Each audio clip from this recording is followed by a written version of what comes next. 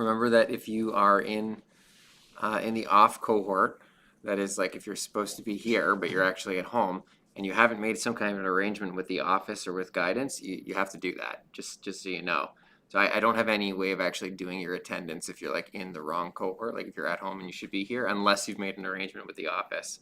And then they will like do your attendance for you. So if you should be here and you're not and you haven't made an arrangement, make sure that you do that. Just I would email your guidance counselor and they'll give you all the details.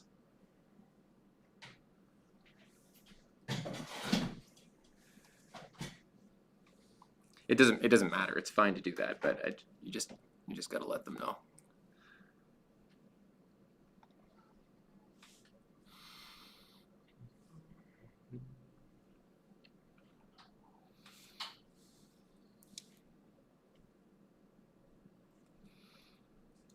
I'm just going to assume that everybody else is planning on joining in a bit. Hopefully they are.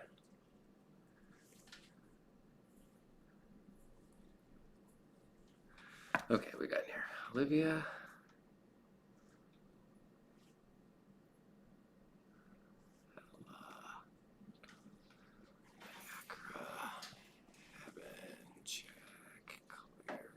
Adam, Abby's here, Ella's here, Mackenzie's here. Okay, cool. If you show up late, don't forget to just let me know in the chat that you're here.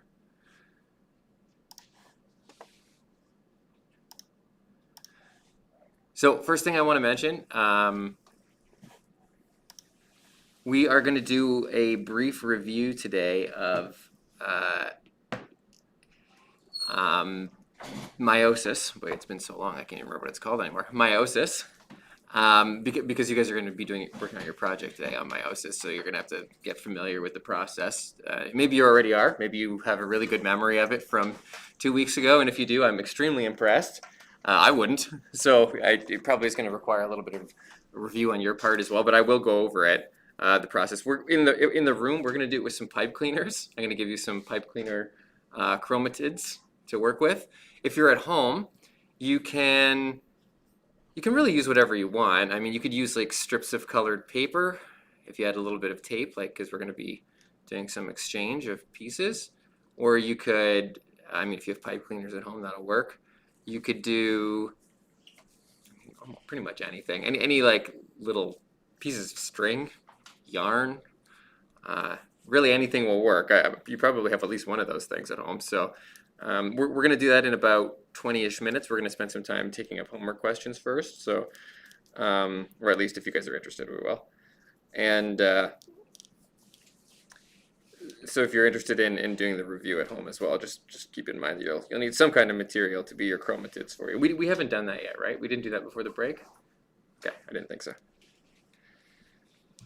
So long ago, I can't mixing up this semester and last semester. Oh, that's much better. Okay. So first of all, does anybody have any questions from the homework? So this goes for the people at home too. If you're like, oh, I didn't really get textbook page 50, number 6, or whatever it happens to be. Just throw it up in the chat if you're at home. Question 3 on page 196. 196, question 3. I'm happy to do any of these.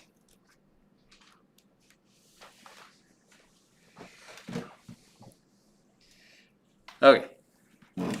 So by the way, if you're looking for these afterwards, I'm going to post this. I'll just call this, I'm just going to make a little note here. And I'll call this, what's today, day 9? Is that right? Yeah. I'll call it day 9. Homework take up. And if you're looking for this document, it will be in the notes folder, okay, the completed notes folder. There's a tab for it across the top on the website. So I better put this up on the screen so you can actually see it.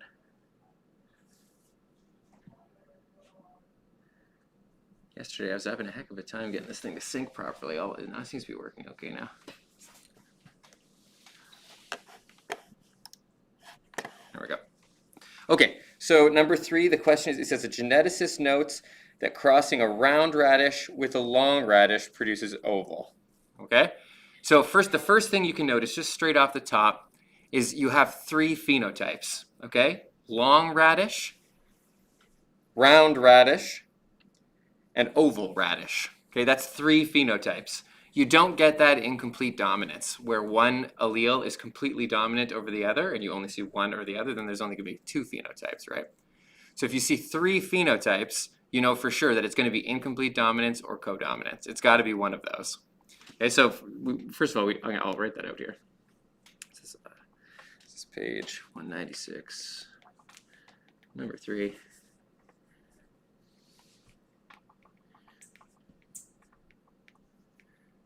So phenotypes, again, are the physical characteristics, outcomes that you get from a specific genotype.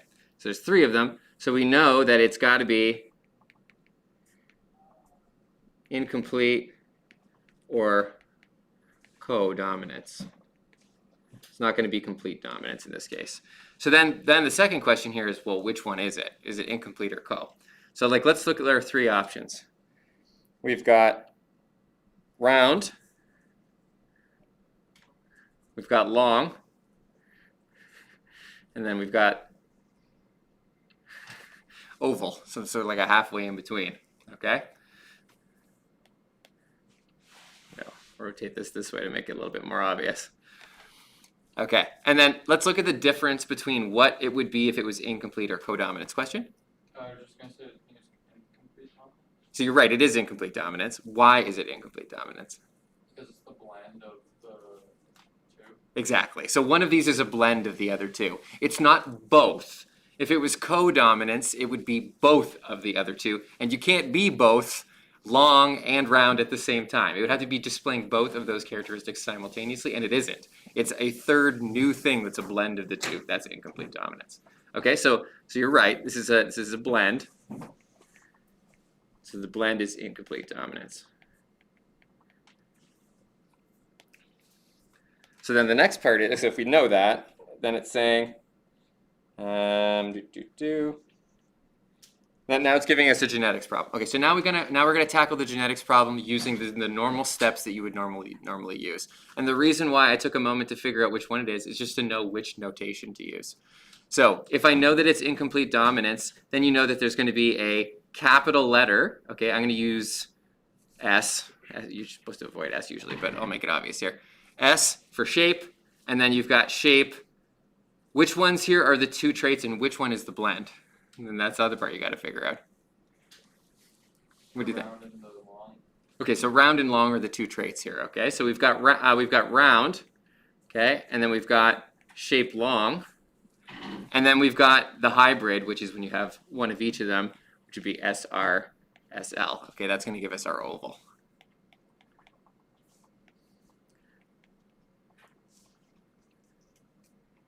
Now, keep in mind, I'm only writing one of them here, but technically, in order to be round, it's got to have two, right? And this would be two of these. Okay, but it's only shown. That's supposed to be an R, by the way. Terrible writing. Blech. Everybody okay with that so far? One of them is a hybrid, one of them is a heterozygote. Okay, so we've got our let statements. That's our first part. Well, I didn't really do those. Like I should have. Normally make these a little bit more clear. So this is step one, right? This is our let statements. Then step two is you're going to indicate genotype or phenotype of the parents. You have to have both. Okay, the order doesn't really matter here. But if we're looking in the question, it tells you what the parents are. So it says when oval radishes are crossed with oval. Okay, so that would be the phenotype of the parents. So oval crossed with oval. Okay, that's the phenotypes of each. And then from the phenotypes, we can figure out what the genotypes would be from those phenotypes. Now, oval can only be one thing, right? It's got to be this to be oval. So it's going to be SRSL crossed with SRSL. So that's the genotype of the parent. The reason I say that you can do these two steps in any order is sometimes you're given the genotypes in the question, and sometimes you're given the phenotypes. So then you just write whichever one you're given first, and then you just figure out the other one from that. So in this particular one, you're given the phenotypes. So you can figure out the genotypes. Okay, so when oval ravages were crossed with oval, the F2 generation had these phenotypes: 100 long, 200 oval, 100 round. Use symbols to explain the results. By symbols, it just means use a Punnett square. Okay, those are the symbols. We're creating this symbol system as we go here. Okay, so it's a pre-made system. So we'll quickly just do our little Punnett square to show this. So you want one parent across the top. In this case, it doesn't mean they're identical anyway, but you can get an SR or an SL from one parent, and then we'll put the other parent on the left, SR, SL. I'll use a different color for the center here so it's not as confusing. About purple. Okay, so SR, SR, SR, SL, SR, SL. This one, by the way, the reason I'm writing SR first, I'm just choosing that, okay? And the reason why I'm doing that, I'm going to keep it consistent and write SR first, no matter what, whether it's paired up with another one or another SR, is just so when I'm counting these, I don't accidentally miscounting them. Now, this is a simple problem. There's only going to be 4 boxes to count, so it's pretty simple. Later on, and not in this course, but if you're doing genetics problems like this and they're more complex and you're talking about more than one allele at a time, so there might be 8 boxes, there might be 16 boxes, there might be 32 boxes. And once you're counting 32 boxes, then it gets a little bit more complicated, and it's easy to miss stuff if you don't like standardize the way that you're going to write it. So I'm going to keep this consistent and write SR first. We don't need to worry about this course too much because we're keeping it fairly simple in here. And this is SL. Okay, so there's my Punnett square. Now I'm going to do my genotypic ratios. Okay, so that'd be step 5. Sorry, genotypic ratios. We've got SR, SR to SR, SL to SL, SL. And it's 1 to 2 to 1. Okay, those are our genotypic ratios. And then we can write our phenotypic ratios,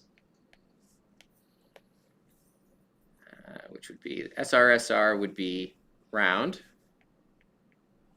SR would be oval, and SL would be long. And this is 1 to 2 to 1, round to oval to long. Okay, and then you look at the results. It's saying explain these results: 100 long to 200 oval to 100 round. I mean, you're basically just extrapolating this exact thing, right? 100 out of 400 is 25%. So you're going to see 25% of this, 50% of this, and 25% of this. So now we've just justified those numbers. We've explained the results that you've actually seen. And you just do that in a therefore statement. So if you were doing this on a test, your last step is you just add in a therefore statement, and you just explain this. So I'm going to type this just to make it a little faster. I hope it's going to work.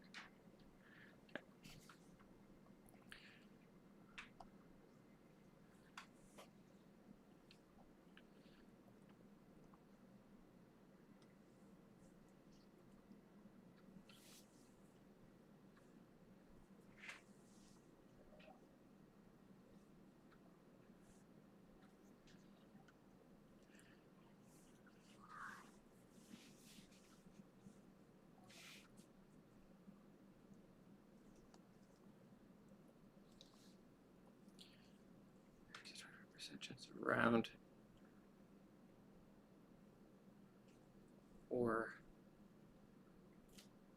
round and long.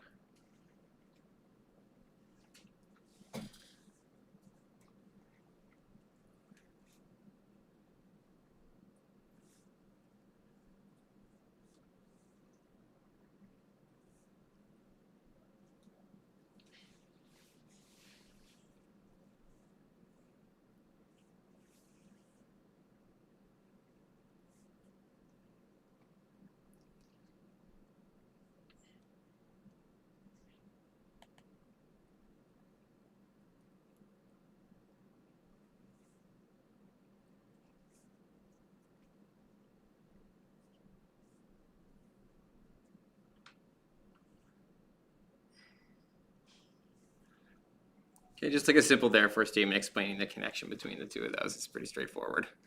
You got 25%, you predicted 25, and then you saw 25. Question? What's the point in doing number 5, like if number 6 is already done, or like the other way around too? What do you mean? Doing the same thing, right? You mean these two right here? Yeah. One of them is explaining what the genotypes are, and then the other one is looking only at what the actual physical result is. In this particular case, because it's incomplete dominance, those are always separate. The genotype, there's only one genotype that gives you a particular phenotype, but in some of the other examples that we talked about, for example, if you're a heterozygote and it's complete dominance, the heterozygote and the homozygous dominant look exactly the same. So in that case, these two statements won't be the same statement because you got to combine them together to make the phenotypes. So yes, in this particular case, it's kind of redundant, but there's lots of other possibilities in different types of inheritance where these won't be the same. So you just record it. Did that answer your question? Yeah. Okay. Do you want me to try another one? Yeah, go for it. Number 5 on page 197. Sure.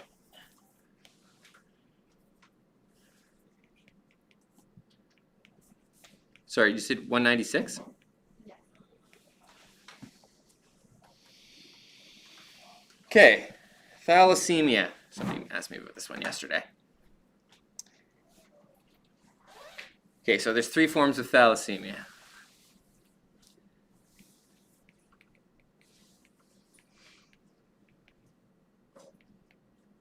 I better spell this correctly. 2 S's? Yeah. So thalassemia is a disorder where you don't make hemoglobin properly. You can have minor thalassemia, where some of your hemoglobin doesn't come out shaped correctly, or you can have major thalassemia, where pretty much all of your hemoglobin doesn't come out shaped correctly. And if you don't shape your hemoglobin correctly, we're actually going to talk about this next week, then it doesn't bind to oxygen as well, and you don't transport oxygen as well, so you get anemic. So there's 3 forms here. We've got minor, major, and then healthy. Healthy would be if you don't have the allele for it at all. Okay, so then the first question you have to ask yourself before we start here is, we know that there's 3, right? There's 3 different ones. If there's 3 different phenotypes, this has got to be incomplete or co-dominance. It can't be complete dominance because then there would only be 2 phenotypes. So we know it's got to be this or this. Again, the difference between the two of them is in incomplete dominance, there's 3 basically totally different. One of them is usually a blend of the other 2 in incomplete dominance. In codominance, the 3rd phenotype is both of the other ones put together. So you have to look at these and say, is one of these both of the other ones? Or are there 3 different ones here, basically? One can be is often a blend of the other 2, but are there 3 different, or is one both? So I think if you look at this, none of these are both of the other 2, right? You can't simultaneously be healthy and have thalassemia. That doesn't make sense, right? And you can't, right? Like, am everybody with me on this? That you can't simultaneously be both of those things. So you can't have those 2 phenotypes simultaneously, healthy and thalassemic. So there isn't an option here that is a blend. But there is an option here that is a 3rd thing that is sort of sorry, I think I said that wrong. One of these is a blend. One of these is a blend. There's no option here that is both. Okay, so I think we can eliminate co. There's no both here, but there is a blend. So the blend here would be the minor thalassemia, right? You either are totally healthy, or you've got, that's not what I meant to do, or you have full-blown thalassemia. Both of your alleles for making hemoglobin are not working correctly, okay? Whereas minor is like a blending of both of them. It's like some are being produced. Basically, they're partially malfunctioning. your hemoglobin is partially malfunctioning. It's not fully built correctly. Okay. Everybody with me on this here? Why this one is a blend of the other 2 and not both simultaneously? Okay. So this is incomplete dominance. So then we got to use the incomplete dominance style here of notation. Okay, so it's all capitals, and the 2 distinctly different ones here, the ones that are homozygous, are going to be the major and the healthy, right? Healthy is obviously 2 healthy alleles. So what would be a good combination of letters here? How about blood healthy? Okay, that's what I'm going to use. So B, we'll call it BH. Okay, or actually, oh, I'm gonna try something out. Let's say hemoglobin healthy. Let's do HH. Okay, hemoglobin healthy. And in this case, if you're healthy, you're going to have 2 of these, right? So you've got 2 healthy alleles. If you have major thalassemia, it means both of your alleles for making hemoglobin are thalassemic. Okay, so I'm going to just pick T here to represent thalassemia allele. And if you only have minor thalassemia, then it's going to be a combination of the both of them here. Everybody with me so far on this? Okay, so this is incomplete dominance, and this would be the notation that you would use. So what was the question actually asking you here? Assume only one gene is involved with 2 alleles. Yeah, it's saying, so it's Mendelian. Obviously, this doesn't work when we're not talking about Mendelian traits. So if we're not talking about one gene is equal to 1 trait, we can throw all this stuff out the window. So you need like a completely different system for notation, which we're not going to talk about grade 11, so we don't have to worry about that. Assume only one gene is involved. What type of inheritance is it governed by? Oh, we were just talking about this. So this is incomplete. And what are the corresponding genotypes of the 3? Oh, I already wrote those. Okay, fair enough. They're there. That actually was the question, so there's no follow-up. Did that explain that? Is that clear? Yeah. Anybody else have any questions? I'm happy to take up anything from the homework. We have time today. Anybody at home? Just feel free to type it in the chat. I'll take it up together. Okay, I'm going to post this. How do I post it? This?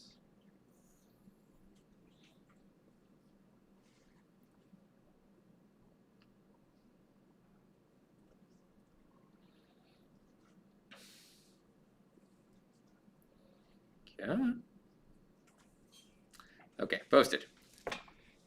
We're good with the homework questions? Okay, let me know. You guys are good with the blood type questions and everything too? I did take up some of them in the video, I think. Okay. Cool. Let's look at the stuff from today.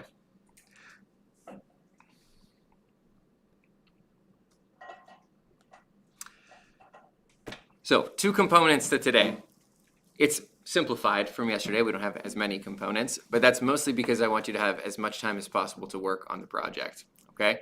So the first part here is that you're going to do a little bit of reading. This is from the text on genetic disorders. I don't usually give a ton of just straight reading, but this is just better than me just like talking about genetic disorders for 25 minutes, okay? So the textbook's actually pretty good. There's actually a page that kind of guides you through. It's page 14 in your notes package. Let me pull it up so you can see it. Oh, this one. So this is page 14. So here's the reference section from the text that you're going to read. It's page 204 to page 207. And it talks a little bit, so you read this little introduction. This is in your notes package. And it talks a little bit about the connection here between DNA and incorrect synthesis of proteins. That's what we've been talking about, right? Your DNA is like a plan that is transcribed and then translated into a protein, right? And if you have a mistake in your DNA, an unusual piece of your code, then the thing that you build at the end, the protein, is the wrong shape or a different shape. And it's not always wrong, but a different shape. And it may change the functionality of that protein at the end. And so if you have that error in a particular gene for something important, like let's say your insulin is no longer in the shape that insulin needs to be properly be joined with its receptor on a particular cell, or even for it to be released and move properly through the blood or whatever. There's a number of different areas of the protein that are necessary for it to function properly. So if you don't build those correctly, then it doesn't work anymore, or it doesn't work very well. So thalassemia, the example we were just using, is a great example of that. So it's not that the hemoglobin doesn't work at all. It slightly changes the configuration of the hemoglobin when you have this mutation, and then oxygen just doesn't bind to it as well. So it still binds to it, but it's just a poor binding. And so the poor binding just means that you can't carry as much oxygen in your blood. There's a consequence of not building the protein in the correct shape. Okay, and that's like the basis for all genetic illness. You don't build a particular protein correctly, and then something doesn't function exactly the way it's supposed to function. Now, I should mention that conversely, you can get a mutation that is a positive mutation that increases your survival. And so that happens all the time. So you get a random mutation that potentially happens to make a protein work better. You know, people have genetic traits that are better than other people's genetic traits in terms of their survivability. And that happens. So you get those random mutations in the population. But keep in mind, you have to sort of think of it like building a Lego.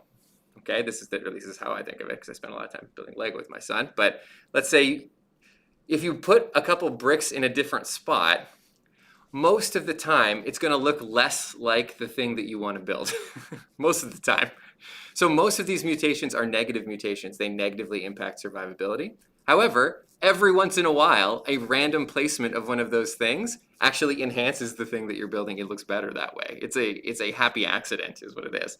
And in that case, that could potentially be a mutation that increases your survivability or reproducibility as an organism, and evolution could potentially act on that trait. We're going to get into that in the very last unit. We're going to talk about how these random mutations are connected to evolution. But I should mention that most mutations are not going to improve your survivability. So in general, they don't. That's why you don't get people going around exposing themselves to radiation and then getting superpowers. Okay, most of the time it gives you cancer. So it's not just going to like magically give you superpowers. That's it's extremely unlikely scenario. So, anyway, there's a little bit for you to read here about how that works. Talks a little bit about the BRCA1 gene, which is associated with breast cancer. And then there are a couple questions from the text. These are general questions, specifically about genetic disorders that are in the reading. Yes? I think the people at home have a question about the homework. They do? They're typing it in the chat. They are. My chat didn't do anything. Why is it just blank? Sorry, people at home. This chat doesn't say anything. Okay, is there a way to refresh the chat? I know I should be asking you. I don't, You can just refresh the whole reload? Oh, holy cow. Sorry, guys. So I promise none of that actually popped up. I kept looking. I also missed a bunch of you for the attendance. Sorry, I will fix all of that. Sorry, yep, we can definitely do those questions. Sorry, guys. Thanks for texting, by the way. That's a great way to circumnavigate around me if things aren't working online. That's great. 191, 1B.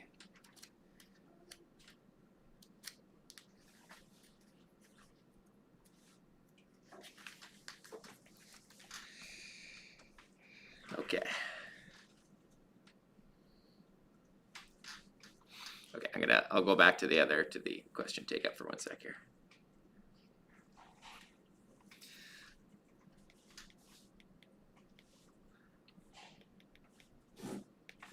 Okay, so 1B is asking,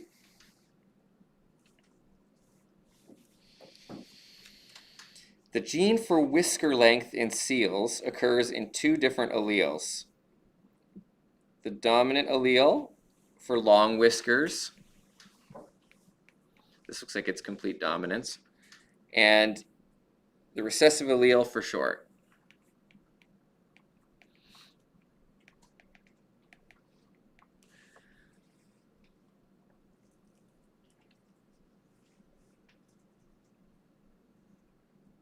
With some females, all their offspring are long-whiskered, and with some females, there are both long and short-whiskered offspring. Oh, I missed the important part here. A male long-whiskered seal. Okay. So, let's start off here just by talking about the phenotypes of the parents, okay? So we've got male, I'm going to include which one is the male and which one is the female just to make things a little bit more clear. I guess you don't technically have to indicate this because it doesn't really change the outcome of the question, but it's saying male long-whiskered seal is mated. Male long-whiskered. So long-whiskered is going to be big W. Don't use W's, by the way. It's a bad letter to use. And then blank, because it could be little w or big W. That's going to give you long-whiskered, right? So we don't actually know. In fact, I'm going to move this down. I'm going to write the phenotypes first here. So we've got long whiskered male, and it's mated with a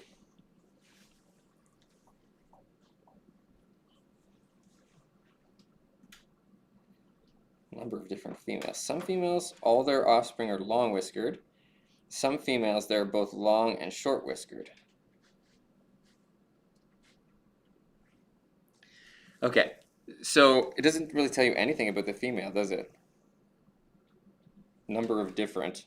With some females, all are long, and some females, some are both long and short. Okay, so it's not giving us anything about the female. So there's actually going to be multiple scenarios here. We could have a short whiskered female. We could have a long whiskered female.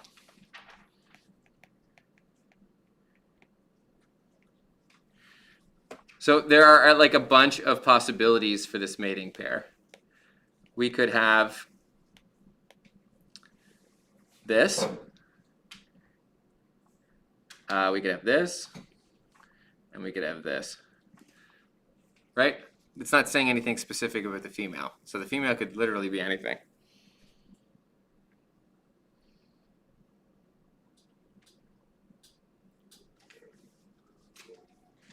What's the genotype of the male?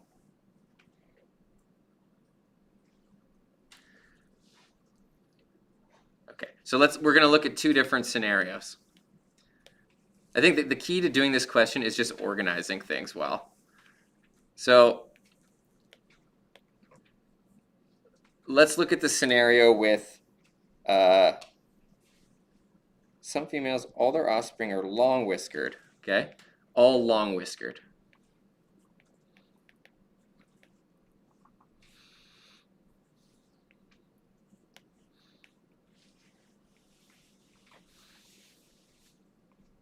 So we know that here, every outcome has to give you long whiskered, okay? We know for sure that the one male is going to have at least one big W because we know that the male is long whiskered, right? So let's look at the other possibilities here for the female, okay? Let's say that the female is this, okay? All long whiskered.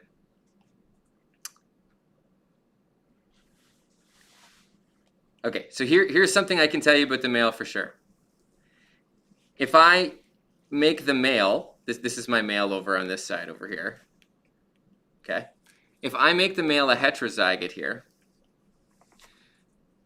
are they all going to be long whiskered?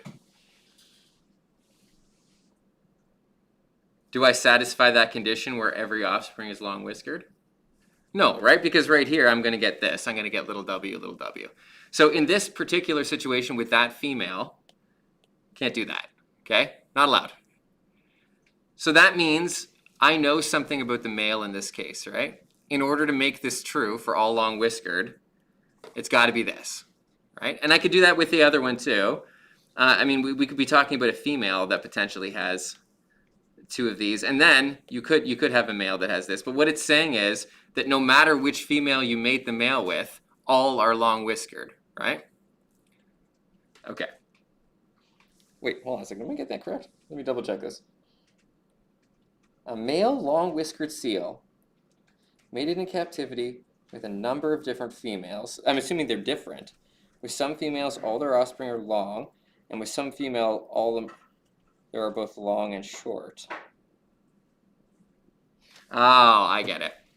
I get it. So the all long is easy because that actually doesn't tell us anything. Okay? Because the male, the female could be big W, right? And in that case, you're gonna no matter what, you're gonna get all long whiskers here because you're gonna get at least one big W from that female, right? So that case doesn't matter. The real one that we're interested in, the decider, is the other female. Okay, let's look at the other case because this actually doesn't tell us anything. Let's look at the female case here where we have a mix, okay? where we mix long whiskered and short. In order to get a short whiskered cat, what does each partner have to contribute in order to give a short whiskered cat? What do you need to contribute? 2 small W's. Well, what does each one parent though have to contribute? You're right. Collectively, both parents have to, but collectively you'd have 2 from both. But what does each parent have to give? You got this right. But what each parent has to give what? What allele do they have to give? The small W. The small W, right? They got to give the small W to make a short whiskered.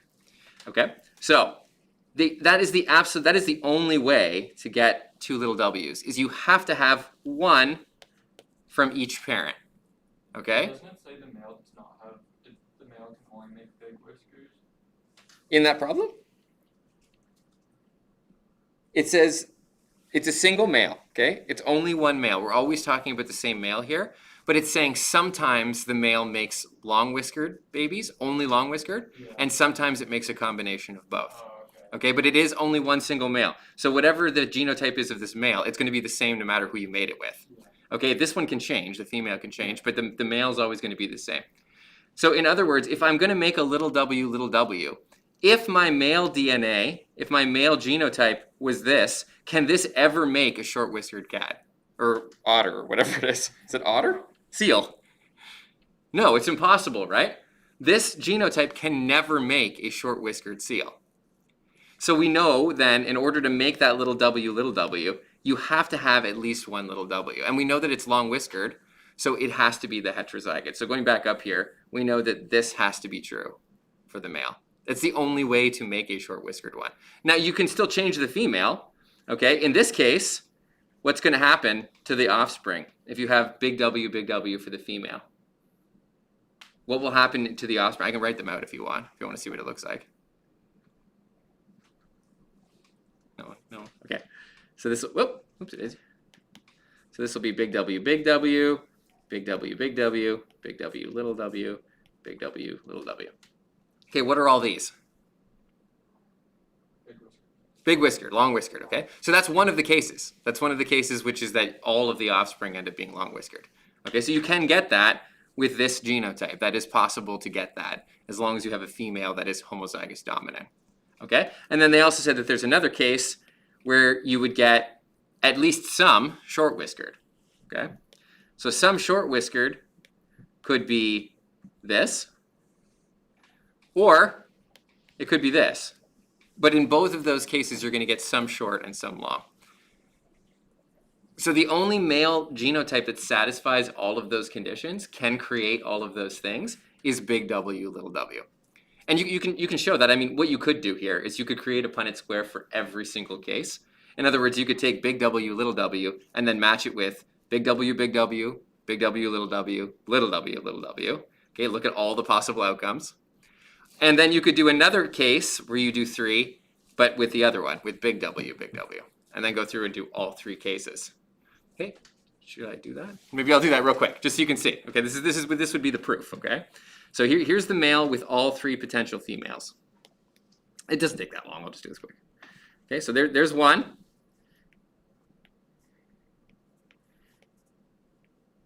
And then we've got big W, little w.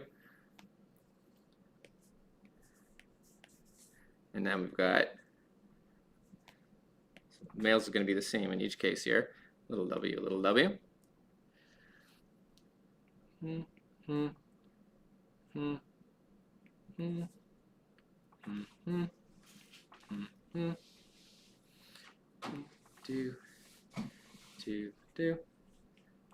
Do.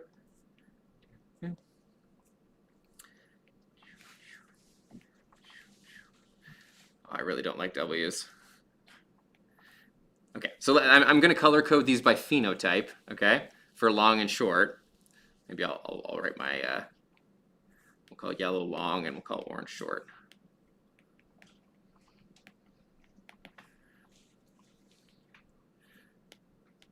Okay, so we've got long, long, long, long. That makes all long. Long, long, long, short. long, long, short, short. Okay, so we know that this male, this is the big W, little w, okay, is capable of creating both, either all long or a mix, okay, depending on the female. Now we can look at the other case. So like, what if the male is a homozygous dominant? We know it's long whiskered, so it's got to be one of these two. Okay, so what would happen if this was the male? Okay, well, let's look at the same three cases. Oops.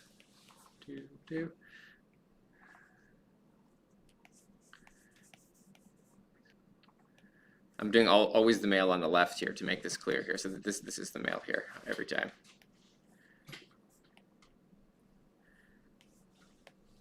So we've got homozygous dominant, heterozygous, and homozygous recessive.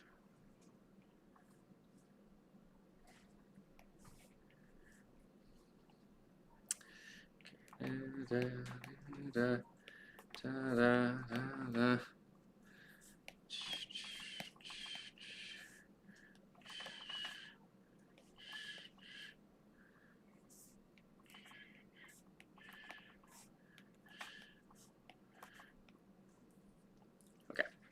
so you probably already noticed here. Long, long, long, long, long, long, long, long, long, long, long, long. Okay, so if the male has that genotype, there is no way to make a potential offspring with short, no matter what. So it doesn't matter what the female is, you can look at any genotype you want, but there is no way with this one to produce that. Okay, so that way we know that the male has got to have this. That's the only way to build it. Did that answer the question for the people at home? I think this was the only other one. Of course, now everybody's going to type in the chat and I won't be able to see it again. Is that possible?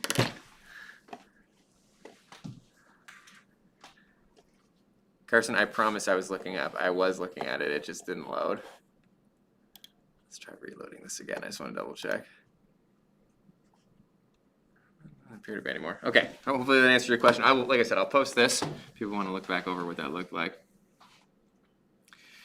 I will say that normally the unit tests for these are, I get you to write out these solutions, right? I give you a mark for like showing me each step in the solution. However, because we're like doing no paper and stuff like that, it's extremely cumbersome to write these out digitally. I tried doing it. It's not fun. It's not like everybody has iPads or anything.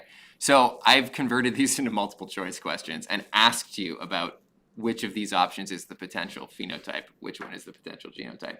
So you can still do the problem, but then you just answer it as a multiple choice question in order to simplify the actual submission of this. Not a great solution for everybody, but I think it gets at the same thing, which is it's asking about your understanding of it. So like normally I would care a lot about the layout of the problem solving here. That's part of like the learning of this. But you guys won't be writing out the full problems for me. So how you actually format this answer is not super important. This is one potential formatting. I do think that the 6-step or the 7-step problem solving is a good idea to follow because it makes sure that you consider each part of the problem as you do it. So I highly recommend that you do it though. Okay. Normally I would evaluate all of that stuff. It's just very difficult to do in this context. So just so you know, this is evaluated as a multiple choice problem on the summative quiz. That summative quiz, by the way, is available today at 12:50. It is the last day of the unit. So I encourage you to complete it today. You may require a little bit more time with this, and that's fine. So realistically, by the end of the day, like midnight on Monday, is probably a more realistic timeline for completing the quiz. Okay? So don't worry too much about that. Yes? Is meiosis on that quiz? It is, yeah. So we're going to do a little meiosis review today, but yes, it absolutely is. So it's everything that is within the genetics unit online. So it would be everything from what we covered on this day, where we did protein synthesis, okay, all the way up and through meiosis, and then the genetics problem solving that we're just doing at the end here. Okay, I know this is this unit encompasses like a lot of sort of complex ideas. It does. Mr. Jones, please call the office 5504. Question? Are you gonna go over the assignment? Absolutely, I'm gonna do it right now. Yeah. So, I wanted to mention. So you guys are. Let me re-upload this really quickly here, in case people are interested. Was that a question? Sorry. Oh no, I was just scratching my head. No worries. I just see it out of the corner of my eye. Sorry. So you guys are gonna do this reading on genetic illnesses. Okay, and then there's some questions that you complete. I mentioned here at the bottom. It says I'm gonna be asking information in question 4 on a genetic disorder. I actually took that off of the quiz, so that's not actually on there anymore, just so you know. Okay, so there's no specific questions about any particular genetic disorder. There are questions in general about how, like we already discussed this in a way, but on how genetic disorders form, but I don't ask you about any specific ones. I gotta kind of pick and choose the information here I'm gonna evaluate you on because we're hyper compressing all of this. So I'm not trying to you don't need to know all of these genetic illnesses, okay? But normally we'd take a whole month for this unit. It's a lot to take in a short period. Anyway, so we're gonna work on that first. Whenever you're done this, whenever you happen to finish, you can start the project, and I'm gonna go through the project here with you now. I'll let you know exactly what you need to do. So if you, in the end, what you're shooting for today is to complete that, okay, that genetic illnesses reading, and there's a couple questions that go with it. There is the project, okay, the Meiosis lab assignment, which we're going to go through together. Your vocabulary list is due, okay, preferably by Monday. That's due at the end of every unit, right? So the last day of every unit, you're just going to hand that in. Hopefully you've been adding to it throughout the unit, in which case you may have nothing to do today, other than maybe add a couple words and then hand it in. And then the quiz, okay? Every unit pretty much works the exact same, where there's a summative project, there's a vocabulary list, and there's a quiz. They're usually due around the final day of the unit. Okay, I'll try and be as flexible with it as possible. If you take a couple extra days to complete those, it's normally fine, except in the very last unit, because the day after, or like 2 days after the last unit, that's the end of the semester. I had to submit your marks. So you can't just hand it in 5 days late because I already made your report card at that point. So the last unit, the deadlines are a little more sticky. You kind of have to finish it pretty much on the last day. And I'll go over the project a little early if you want to get started early in the last unit. But just as a heads up, it's okay to take a day or a day or two if you're a little bit behind to hand these in. I'm not looking at 1 day late and being like, oh, I don't write that down anywhere. I don't really care. But don't take weeks, please. Don't take weeks. I have to mark these things. But in the last unit, it's really sticky. You actually have to have it done on the last day. So I'll try and prep you guys for that. But anyway, let's talk about meiosis left. We will go through the process of meiosis with these pipe cleaners, by the way, after I go through this. This is to hopefully jog everybody's memory. So in terms of the weightings, good question. The assignments are worth the most. So they're worth something like 40%, sometimes a little bit more depending on what the unit project is, of each unit. So the projects are by far worth the most. Then the quiz is worth something like 30%, and the vocabulary list is worth the least. It's like 20% of each unit, okay? So yeah, they are staggered. They're not worth an even amount. And the reason the quizzes are worth less, usually they're worth more, is only just because they're open book. And I have no way of regulating how people are completing this outside of class. I mean, it's possible people are just sitting down together in groups and doing them. Please don't do that. But I have no way to control that. So I can't weight them as highly as I normally weight the tests. So, but I do have to evaluate you, so I had to do something. What do you guys do in other classes? Actually, that's a good question. Do you have tests? You do. Do you do them on paper? No, They're like digital versions. She submits a PDF. We have to print it, and then we scan the document up. We scan the document in our notes. Oh, that's interesting. Is that what you guys do? Huh. It's kind of weird though. All right. Good to know.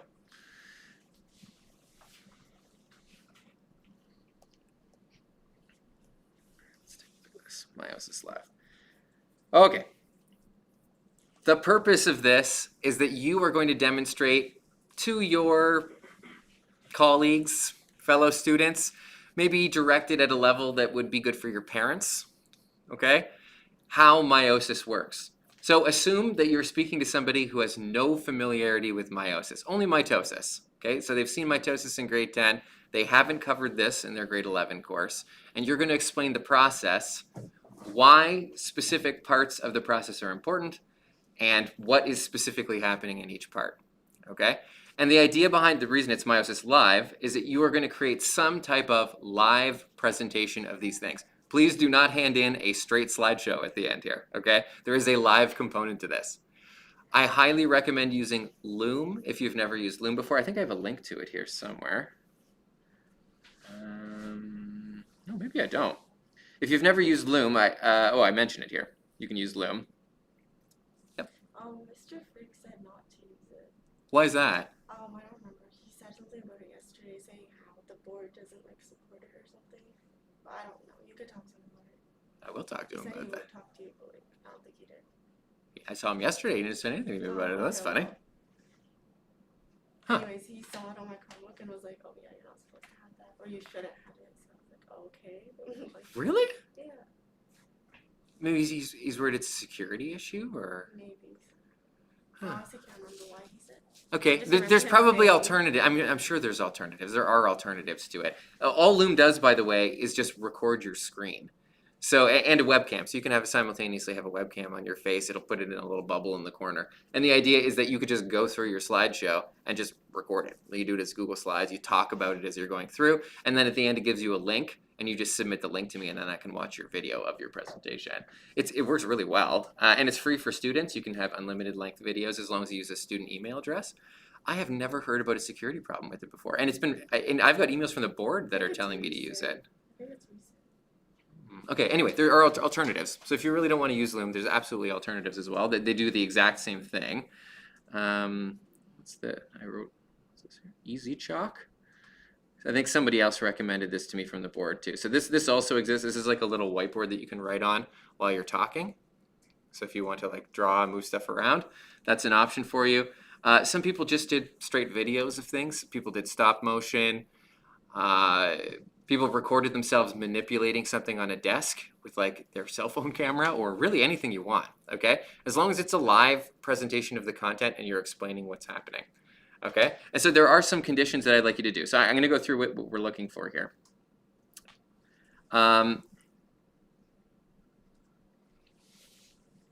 But the main thrust of this is that you're going to explain the process. You're going to demonstrate the entire process of meiosis, and you're going to explain the significance of the steps that affect variability. So we talked about this quite a bit, the idea of crossing over, of independent assortment, of gamete selection, and how those things influence the variability of the offspring. That is really like the key component of meiosis, the reason that it's such a successful strategy for reproduction. And so that you have to make sure that you incorporate that aspect into your presentation. Yes? You said that the viewers like already know what mitosis is, right? So we don't have to like explain how to do mitosis. You don't need to explain mitosis, but you do need to explain what is happening in each step. You don't need to necessarily explain like what DNA is or like what a chromatid is. Like that's fine. You can assume that people have like that base knowledge, but what is happening in every step, you do need to I explain. mean, it's because like some of the phases in meiosis are similar to mitosis. They are, Yeah. but then you have at the very least have to explain how they're the same. Yeah. Right? So you're basically explaining the process. When I say that they're familiar with mitosis, I mean that they understand the idea of DNA replication. They know what a chromatid is or a chromosome. Do you get what I mean here? Like they know what a spindle fiber is. Like you don't have to explain what a spindle fiber is. If I was explaining this to my mom, I would have to explain everything. Here, this is a spindle fiber. It's a protein that's made by the centrioles. They grow and they link up to the center of the chromosome, and then they shift that chromosome into the center. Like you don't need to necessarily explain that. That's something that people are familiar with that you're explaining to. This is the same way that we went over it together, at the beginning. I didn't explain everything to you. I didn't go over what DNA was to you or anything like that. But do you guys get what I mean? So you don't need to cover like absolutely everything, but you do need to explain the process. So first of all, you're going to pick an organism that has a 2N number between 6 and 8. The important thing in here is that it has a 2N between 6 and 8. That is, its diploid number, its total number of chromosomes is between 6 and 8. Some people got a little bit confused with this in the last quad. I'm not sure exactly what happened, but they were picking organisms that had 6 or 8 as their 1N number. That is, they maybe had 16 as their total. So that you're going to make that really hard for yourself if you do. That's a lot of chromosomes to keep track of. When you show this to me, the whole point is that you're going to show it in that organism. In other words, you're going to talk about an organism with a 2n number of 6 and show me all 6 during the process. So you know what? 6 is easier than 8, and there's no difference. So pick 6. Okay, no one's saying that you have to do 8. You can do 8 if you want. But pick an organism that fits in there. It's pretty easy to find one. Honestly, you can just Google organisms by chromosome number, and there's like a Wikipedia article. Just find one that has 6. Okay, pretty easy to find. Pick anything. People pick like fruit fly or whatever. A lot of those. The fruit fly has 6 or 8. When I say design your project around the organism you choose, remember that you are talking about this happening in your organism. Is it a male or a female? Okay, because that changes what meiosis looks like, right? Is it going to be subdividing evenly like in a male, or is it going to be an uneven subdivision where you get a big one and a small one, right? Like in a female. Where is this happening in your organism? Does your organism have testicles? Does your organism have some kind of like reproductive sac where these gametes are being formed? It matters, okay? So you're going to talk about it in your organism. Where is this happening in your organism? Is it a male or a female, okay? I will mention that there are some organisms that do a weird variation of meiosis where they don't have an even 2n number. So they have a 2n of 9 or a 2n of 7. Don't pick those, okay? It is a minor difference, but the problem is that it makes the process of meiosis complicated because there's an uneven splitting, and it's going to be confusing. So just don't pick an organism like that, all right? And people have done that in the past too. Unless you really know what you're talking about, you may get it wrong. So I would shy away from those, okay? You need to make sure that you are showing me the names for each of the phases, okay? Is this meiosis 1? Is this interphase 1? Is this prophase 1? Is this anaphase 1? Is it prophase 2? Is it anaphase 2? Name them. Title cards, name cards, whatever. Show me the names of the steps, okay? Like I said, you got to visualize them all. It's very helpful to use color, especially when you're showing crossing over occurring. How do you actually see pieces of DNA being exchanged if everything is like black and white? It's extremely, extremely difficult to tell what's going on unless you color code things. You can do it, but like depending on how you label and like indicate what's happening. But I highly recommend color. So it probably is going to be very helpful for you to use color, especially if you're going to have 6 chromosomes, right? With their sisters attached, and then now they're doing some switching and stuff. It turns into a big mess unless you color code stuff. So I highly recommend color. We're going to color code them now when we do our practice with pipe cleaners, so you can kind of see what I mean. It should be obvious the difference between meiosis 1 and meiosis 2. So they have different purposes, which we talked about when we did the note together. So what is happening in meiosis 1 and how is it different from meiosis 2? You should talk about that. Crossing over and independent assortment are the 2 really key features of meiosis. Make sure you're very clearly showing what's happening in each of those and why is it important. Why does it matter that this is happening? Explain that in your presentation. Okay, if you look at the rubric, there's like a specific mark just for that component. And then I already mentioned this, but you should tell me where this is happening in your organism. Is it in a testicle, in an ovary? What is the tissue situation? Okay, where is this happening? Okay, we'll look at the rubric in 2 seconds here, but there is a rubric for my analysis of this. And I mentioned some potential tools. Like I said, you could use Loom if you wish. There's lots of things. Honestly, if you're not sure and you're like, you just ask. I'll like find some tools with you. I'll do some Googling. We can find some stuff. I didn't know that about Loom. I'll have to talk to Mr. Frick. We've used it the entire year so far, and we've never had a problem. So I personally think it's fine. But if it is problematic, then we should probably investigate that. But anyway, however you want to do it. Some people did it as an interpretive dance. Not last quad, but last year. I had some students get together with some friends, and they were the chromatids, and they had little gloves and things that they exchanged for their alleles, and that's elaborate, so you don't need to do that, but options are endless here, okay? As long as you're meeting all of the criteria and explaining these things, then that's fine to do that. So, yeah, again, I'm gonna mention this one more time. It's important to actually show movement here, okay? When we're talking about anaphase is not a static process, right? It's things moving. Show me the movement. That's the whole purpose of this. So try and get your presentation to be minimally static, okay? As, what's the opposite of static? dynamic as possible. Okay, the idea here is that you're physically showing things moving, what is happening inside the cell, as best you can, Okay, it's not perfect. If you're doing it in the form of a Chrome, like a, what's it called, slides or whatever, slideshow, you can manipulate stuff on the screen, you can move stuff around. But I mean, I'm not expecting animations. Like this doesn't have to be like, you know, something that I'm gonna see on PBS. But you know, do your best. You want to show this process is occurring. Okay. And I mentioned that color coordinating is a good idea. I mentioned some tips for Google slideshows here. I can't remember if did we go over these last time? For the last project? I can't remember. Really briefly. Oh, I made a video of this. I forgot that I did this. So I talk a little bit on here if you're going to use Google Slides, some ways that you could draw the chromosomes in Google Slides and manipulate them and move them around. Okay, so if you're interested, I have a little video here. I just quickly made this because people were asking me, well, how do I actually like make things in Google Slides and like move them around and stuff? I just quickly go through that process. Okay, if you're interested, you don't have to do that. And I used Loom to make this video and it worked fine. One thing, if you're using Loom, which you may or may not want to do, I don't know, but if you're using it, it's a little finicky on Chrome.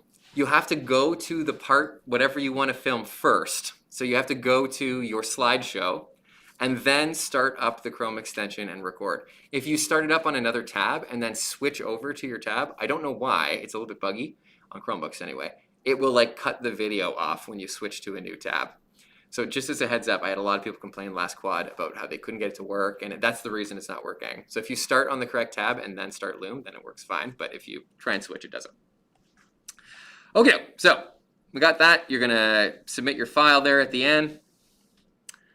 Let's have a real quick look at the rubric so you can see how I'm assessing this. Where's the rubric? How do you look at it? Somewhere here? You must be able to see the rubric, right? Does it show you the rubric? This is supposed to be from your end. Can you guys see the rubric posted when you open it? You can. Where is it located? Somewhere on this sheet? Or do I have to go back? Hold on. How do I look at it? This thing? No, that's not right. Where is it located on here? Do you know where it is? Right above that text box thing. It's above this, like right here? Yeah. Oh, well, why doesn't it show it on mine? That's right above it. Okay, well, Right above submit the sign. Or, yeah, I wonder if I can, there's gotta be a different way to do this then. What if I edit it? Can I open this? Okay, well, this isn't great, but. So, first criteria, have you shown the stages and have you accurately described them? Okay, that's important. Have you shown these special processes, that is crossing over and independent assortment, and explained them properly? Okay, can I see what's going on and do I understand why they're important? And then the last component here is the overall structure of your presentation. Have you done a good job explaining this concept to me and do I understand it? Would I understand it as a student? Okay, again, not with complete knowledge of biology in my pocket, but just average grade 11 biology student, you just fresh in the course. Does this make sense to me? Okay, that's kind of how I'm assessing it. You might want to give this presentation to your parents, and then they might look at it and say, what's this? You might want to add that in there and explain that, okay? That might be helpful for you. Or you could just show it to somebody who hasn't taken this course yet. Does it make sense to them? If they're looking at it, they're like, I don't understand what that is, or I don't get how that works, maybe add a little bit more detail there, okay? So that's how I'm going to evaluate you. Let's do this now. Let's have a look at the review. So if you're at home, if you've got pipe cleaners or strings, or I don't know, anything that where you could potentially make chromatids, colors are helpful. That pull those out. I'm gonna set this up on my desk right here so that you guys can see it up on the screen.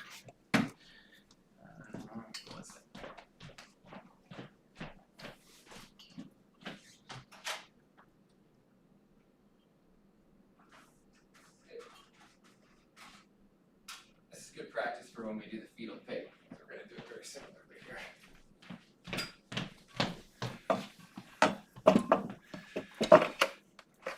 I don't know who assembled this, but they assembled it backwards, so it tips over. So you got to put a little clamp on it. I'm gonna try to fix that one day. It has a little lock pin, so once you click it in once, it's basically like permanently clicked in here. You can't take it out again, which is a huge pain. I'm gonna have to break it in order to get it apart again.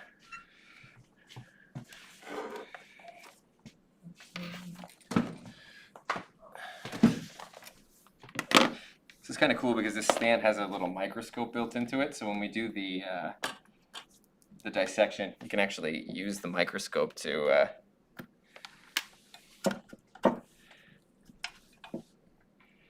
take a closer look at some of the stuff that we're dissecting. All right, so I want camera. Let's see if this pops up for you guys at home. Junk out of the way here.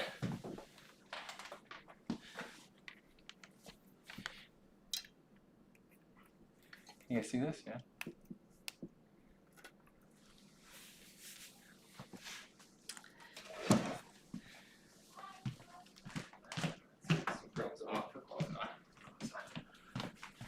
Supposed to touch this stuff and then hand it to you.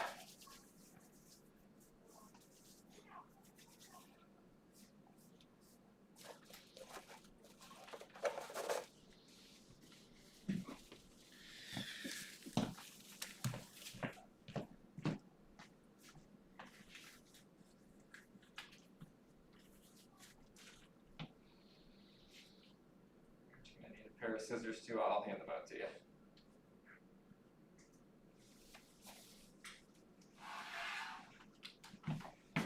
Okay, so 2 of those.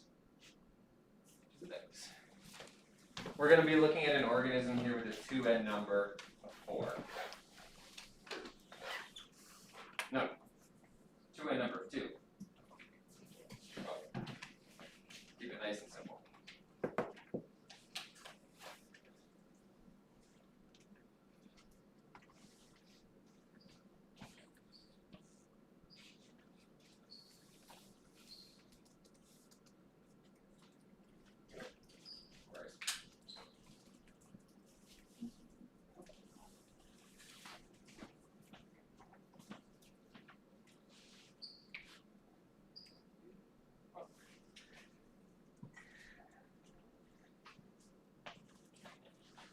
So we're just going to use the top of our desks as the cell. I realize that in this process, there's like other organelles and stuff that are participating, except we're kind of going to ignore that stuff. We're just going to focus in on the DNA, because that's where all the action's happening anyway.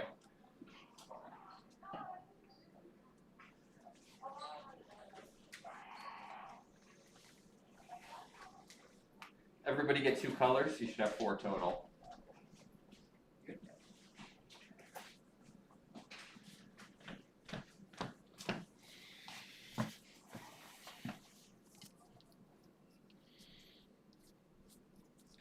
White's going to show up very well. Is this, I don't know where this camera is. Is this, these are obviously different? Yeah, good.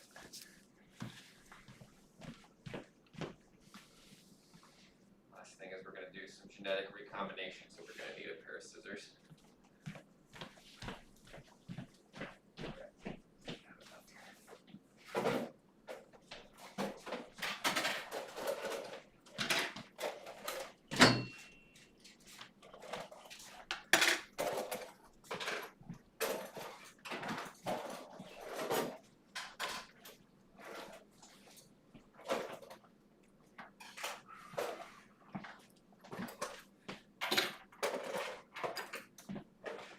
Okay. I'll get you to drop your on the way out when you guys are heading out. Okay, so let's start at the beginning. Okay, before interphase 1 even happens. Okay, this cell has a 2N number of 2, basically the simplest cell you can have. Okay, it's got 2 chromosomes, a chromosome 1 and a chromosome 2. So, cell hanging out, doing its thing. Here's the nucleus right here, okay?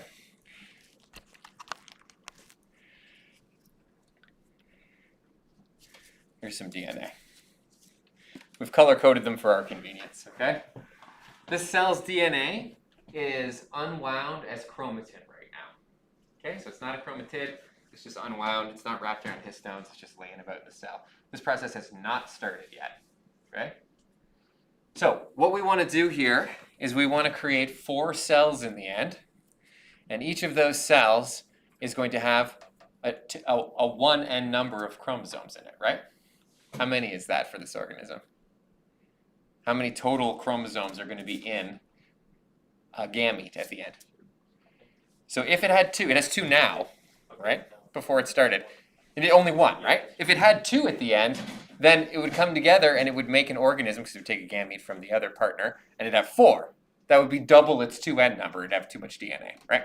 So if this has a 2n number of 2, there they are, there's the 2 right there. At the end, we want the gamete to have 1, half of the total number, right? That's the reduction division part.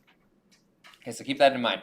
When you're doing your presentation, your Meiosis Live as well, this is like the #1 mistake, which is that people end up at the end with the same number of chromosomes as they did at the beginning in each gamete. So something went wrong if that happened, okay? Remember, we want to reduce this in half. We want to cut the 2n number in half.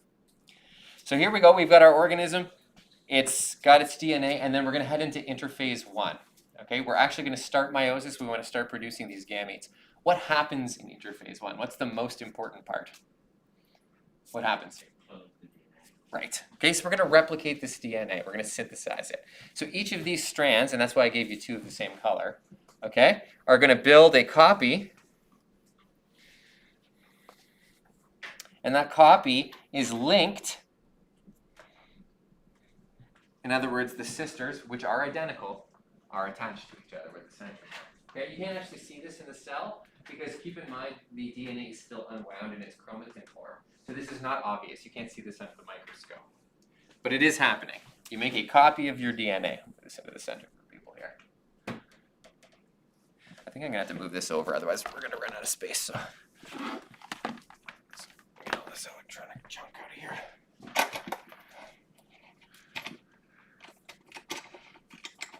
We'll go through the process twice, but let's start with this one here. Oops, a little bit better. A million wires.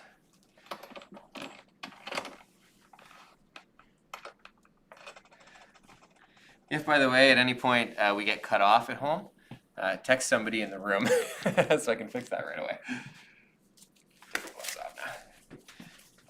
Okay, that's interphase 1. We've made a copy. Now you're making a copy, you're growing, the cell's growing, it's making some centrioles and things like that in order to do replication and stuff. So that stuff's happening as well, but we're really just going to focus on the DNA aspect of this is what we care about.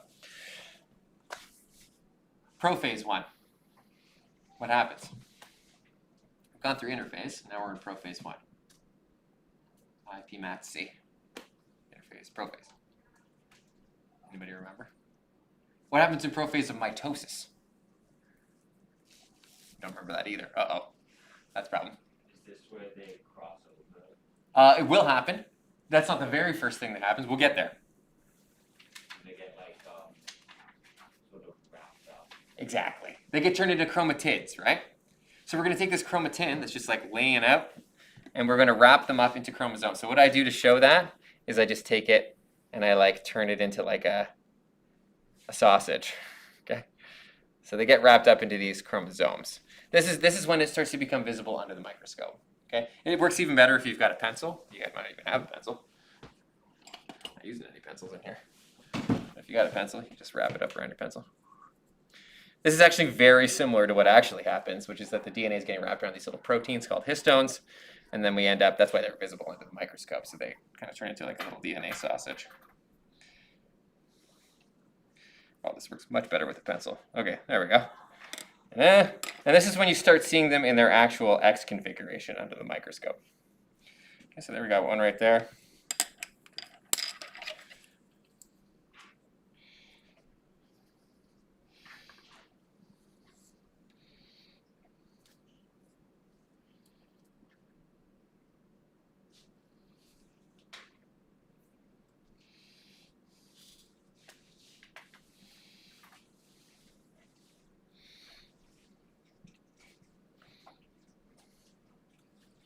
Okay, so prophase, we've got chromatin condensing into chromatids. We can see them under the microscope. Some other things happen. What happens in prophase and mitosis? It's often the same.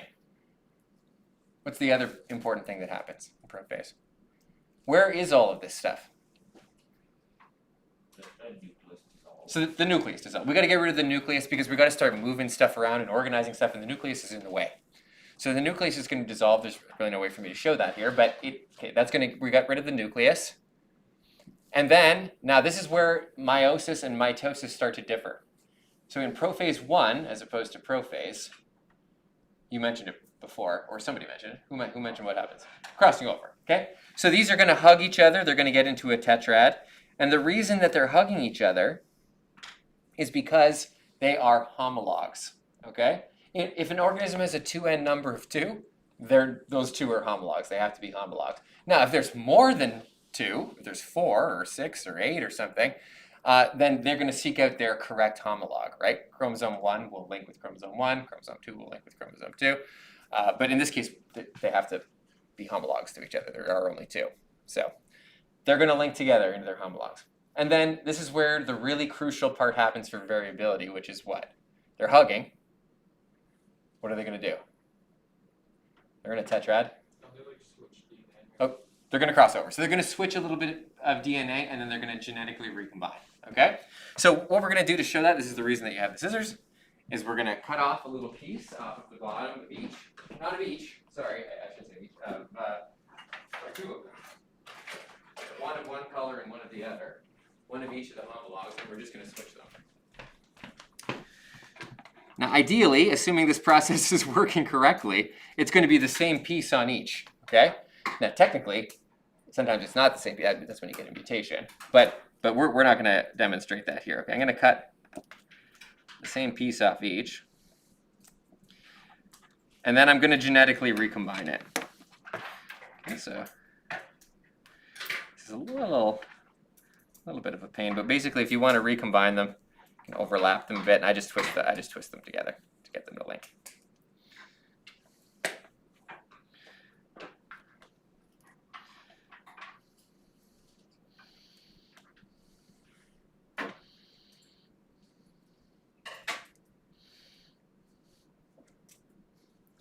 Okay, so they're still in their tetrad. But now you can already see that they've exchanged a little piece of DNA. There's been some genetic recombination.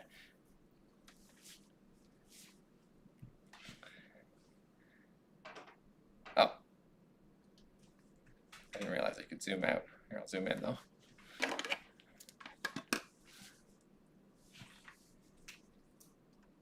Now prophase 1 is complete. Okay, we've done our crossing over. And notice at the end of prophase 1, they're still in their tetrads.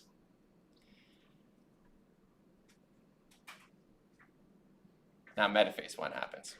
What's metaphase all about? It's really the same in both. What's going to happen? Lining them all up. Line them all up. Okay, so I'm going to assume that there is a metaphase plate right here. I don't know if this is oriented the same for the people at home. It doesn't really matter, but this is my metaphase plate, okay? So I am going to organize this so that one of my pair of sisters, okay, one of my homologs, is going to be on one side of the metaphase plate, and then the other one is going to be on the other side of the metaphase plate, okay, like this.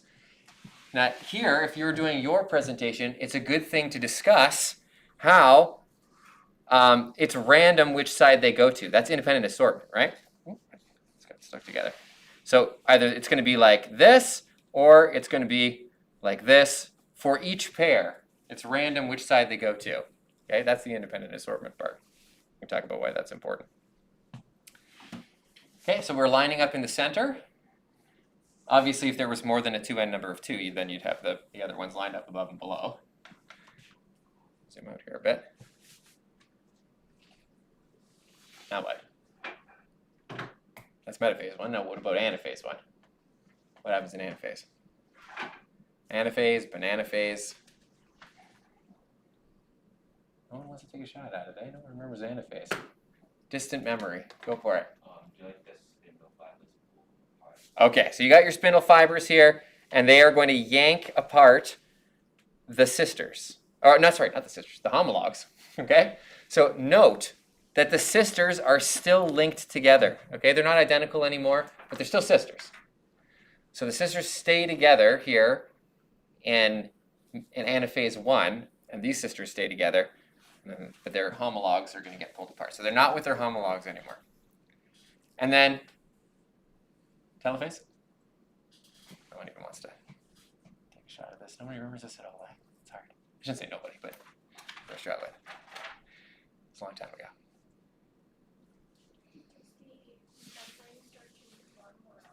Okay, so we're going to get 2 membranes starting to form, and then cytokinesis 1 is going to happen. It's going to separate these into cells. So these actually unwind, and they go back into their chromatin form here. Now they are still linked. They are still linked together. The link is, there's still a centromere in the middle, and they are linked together, but telophase, they actually unwind and unwrap themselves from the histones, and so under the microscope, this actually looks like just a blob. You can't see the specific chromatids anymore at this point. Now we're complete meiosis 1, and remember that in meiosis 1, the objective is to separate homologs. That's what we've done, right? One homolog went one way, the other homolog went the other way. If you have more than a 2n number of 2, you're going to do the same thing, but just with the rest of the homologs, right? They're going to separate out. At this point, you've already reduced the amount of total genetic information in each of your cells. Because here, these are mostly identical, okay? So this is almost 1n information. It's a little bit more than 1n because we got this little doodle here from doing the exchange, but it's approximately 1n information at this point. And the same thing over here, we have approximately 1n with a little bit of an extra doodle, okay? But we've already reduced the amount of genetic information in each by separating homologs. Okay, now we're going to have the same process happening in 2 different cells. Maybe I should somehow cordon this off on my desk so it's obvious. Take some tape. Is this helping, by the way? Is this jogging people's memory on this? Okay, good.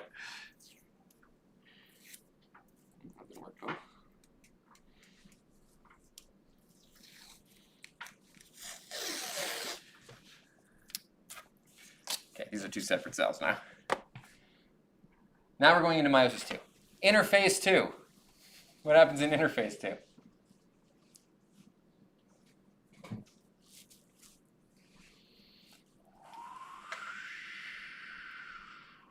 They're replicated.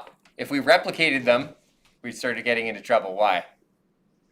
Oh, could there be more DNA copies? Right. Do we want more? No.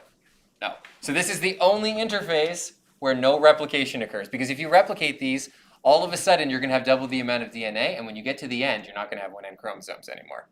Okay, so we don't want to replicate. So interphase 2 is different in that there is no replication occurring. Pretty much nothing happens in interphase 2, except that you make new centrioles. You're creating the machinery for cell division, but you're not doing anything to the DNA. Okay, so the DNA is basically just totally left alone during interphase 2. Now prophase 2. What happens during prophase? What do you got to do to the DNA in here?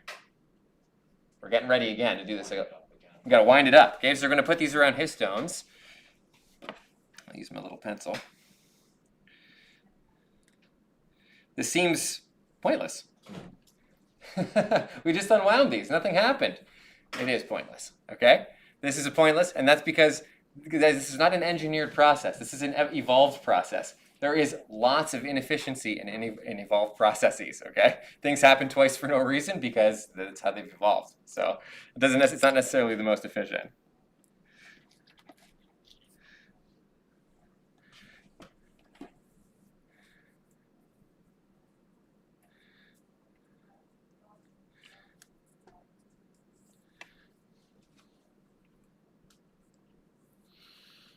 Okay, what else happens during prophase?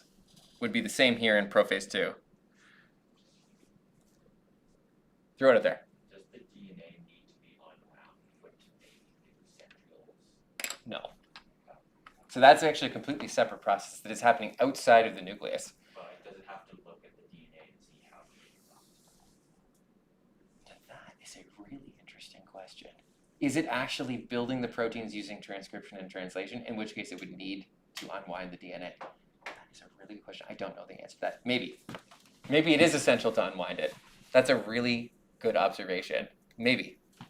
Maybe in order to build the other cellular machinery for division, they need to read the DNA. I never thought of that. Okay, so maybe it actually does make sense.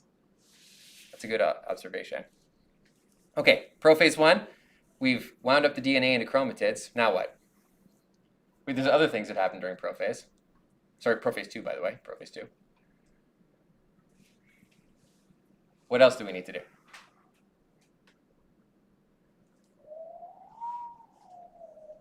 Where is this DNA located?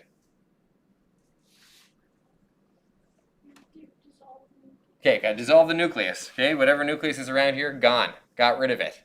Okay, what about crossing over, tetrads? What about that stuff? There's no crossover because there aren't two separate chromosomes. Exactly. There's no homologs here, so there's nothing to cross over with. Okay, so because there's no homologs, we can forget about all that crossing over tetrad stuff. Doesn't exist. Okay, so that's prophase 2.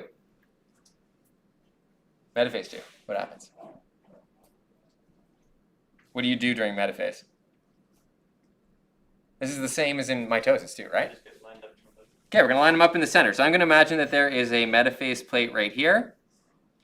And I'm going to imagine another metaphase plate right here. And I'm going to line up my chromosomes, chromatids in this case, on the plate so that one sister is on one side of the plate and the other sister is on the other side of the plate. Which side of the plate they're on is random, just like it was in metaphase 1. Okay, so it could be like this, could be like this. This is the same. Okay, it's completely random, and that's again that's one of Mendel's laws. Because this is random, this assortment is random. It means that you're going to get a completely random piece of DNA in your offspring, which is why you can do the statistical analysis. Okay, then anaphase 2. What do you do in anaphase? What do you do? They're like more motor proteins that will split apart to Exactly. So those motor proteins are going to tug on the spindle fibers, pull these guys apart. It's anaphase 2. Telophase 2. all the structures start to reconstruct like the membrane. Okay, so we're going to build the nuclear membrane around each of these, and these are going to unwind again back into their noodle form, their chromatin form.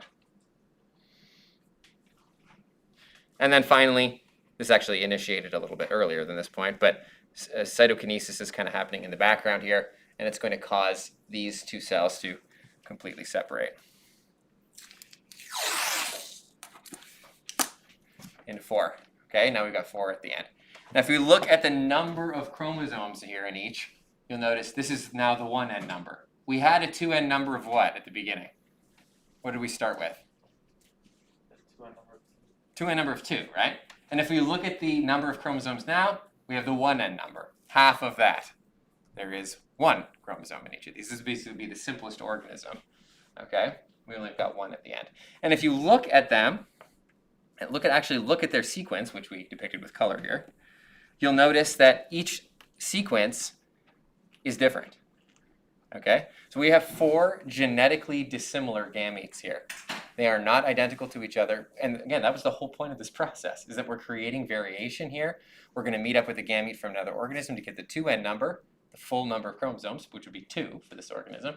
And each option here is going to provide a completely different offspring, which helps with survivability. Diversity equals survivability. Questions about this? This is the process here. The most simple version is. Should we go through it again, or are you guys good with that? Tell me.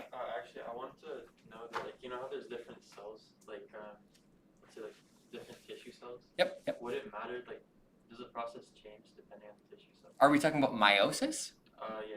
Meiosis is No, like mitosis. mitosis is basically identical in every type of cell. The stuff that we at least discuss in terms of meiosis, the manufacturing of centrioles and the production of spindle fibers, and the when it in prophase when it condenses and how it's organized on the metaphase plate. All of that stuff is exactly the same in every different type of cell. There are other protein structures that are going to be different. You have different protein structures in your retina cell than you do in a skin cell. So there are things that look different in each cell, but the core stuff that's happening in mitosis is identical. With some exceptions, there's always exceptions. Some cells, once they undergo mitosis, no longer have a nucleus, like red blood cells. So part of that process actually results in enucleation, the removal of a nucleus during mitosis, which we're not going to talk about in this course. But there are some exceptions that produce these unusual adult cell populations that don't have a nucleus. But for the most part, a vast majority of your tissues. What about meiosis? There's like differences between the different cells, right? Meiosis only happens in one kind of cell. So for you, it would be spermatogenesis, okay? And that's only happening in those sperm precursor cells. And for females, it's oogenesis, and it's only happening in the oocytes. So spermatocytes for males, oocytes for females. And you only see meiosis in those. It's for production of gametes. And so you don't want to produce gametes all over, right? You don't need like skin gametes or anything because you're not going to mate with your skin. So you only need to produce one grouping of these gametes, these sex cells. Mitosis for everything else. Identical copies. Question? How long should the lab assessment be or assignment? It needs to be however long to explain this process fully.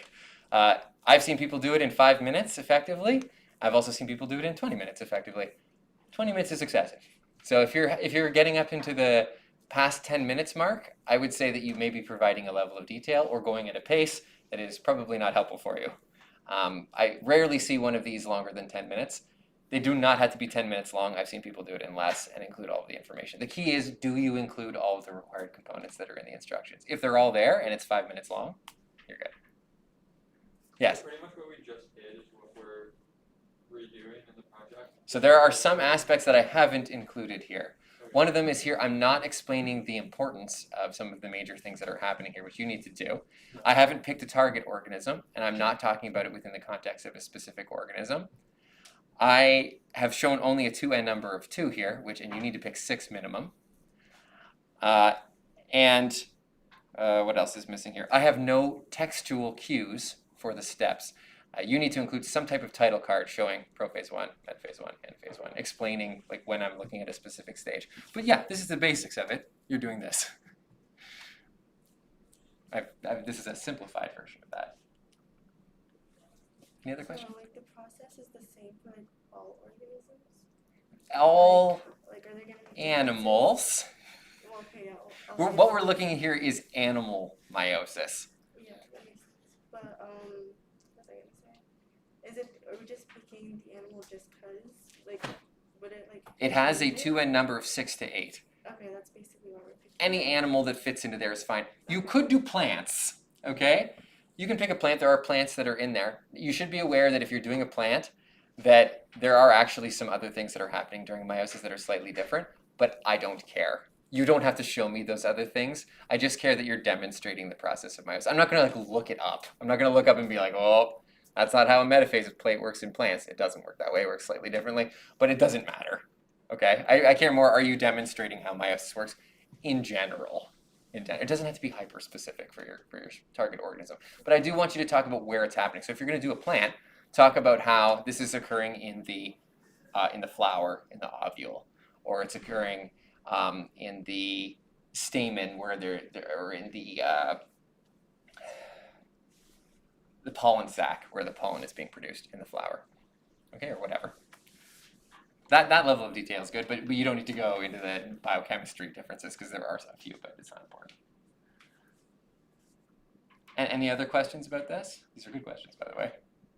Okay, so for today, you have the rest of the day. Do the genetic illness reading, and there's a couple questions that go along with it, and then the rest of the time is all yours to work on this, okay? If you need help finding software, finding information on a target organism, if you would like to go over the process again, I'm happy to come around with you and review this process again. Same thing for the people at home, by the way. I can do this with you during block 3 if you're interested. Come into the chat. I missed some questions here, sorry. So for an organism with a 2n number of 6, it would be the same process as this, but with larger, that's correct. Yep, so it basically looks exactly like this, but just with more organisms, and more chromatids rather. And just make sure that you're organizing them appropriately. Color coding really helps. Do we only need to specify where it happens in the animal we chose? That's correct. So not for all animals, but just in your particular organism. Maybe your organism has testicles. Maybe your organism has ovaries. Maybe it doesn't. It really depends. If you're talking about meiosis in a sea sponges don't have testicles. That probably isn't surprising anybody. But this process still occurs. So you just pick wherever it would be located in that target organism. Okay, cool. Again, if you have any questions, I will be answering them the whole time while you're working. Just let me know what you need, whatever resources, and I'd be happy to help you get them.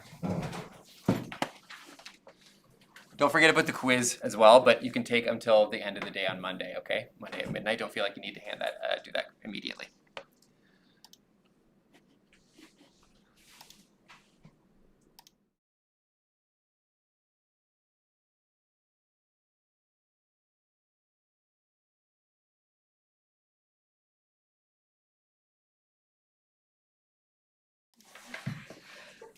Hey guys, sorry about the delay. I noticed some people already checked in for attendance. Thank you for doing that. If you haven't done so already, just let me know if you're here. I'll take attendance for the people in the room. We didn't lose anyone.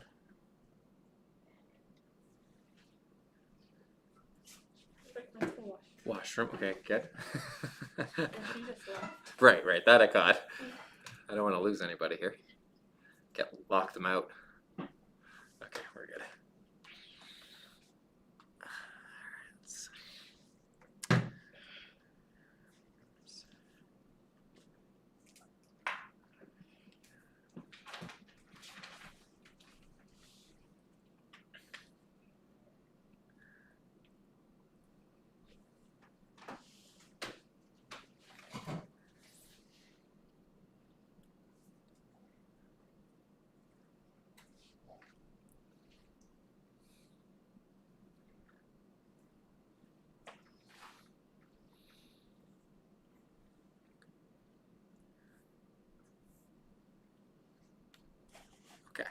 Got everybody that's here. Awesome.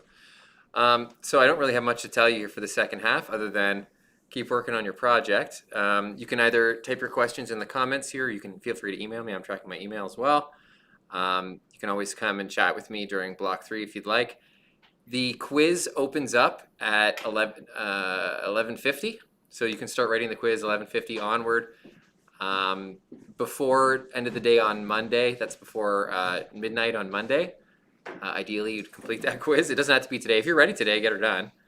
But if not, then you can definitely take till Monday. And you're just spending this time working on the project. Okay, so if you need anything, don't be afraid to let me know.